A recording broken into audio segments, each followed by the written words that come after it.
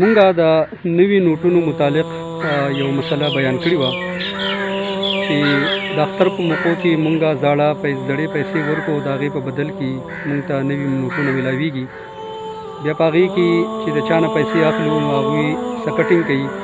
نو دا په سود کې راځي او دا جایز نه دي. نو د دغې مسلې نه پس بعض داسې ملګري او بعض داسې دکانداران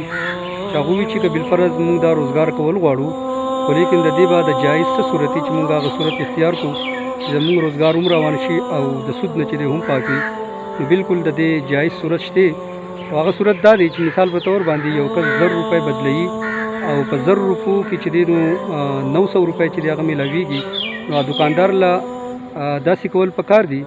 چې 900 روپۍ چې دی نو هغه دی ورته ورکړي او دا باقي چې کم 100 روپۍ دوی کټینګ کوي، نو د دغې 100 روپو په بدل کې داسې یو معمولي غونته کې څیز بېشکه چې د هغې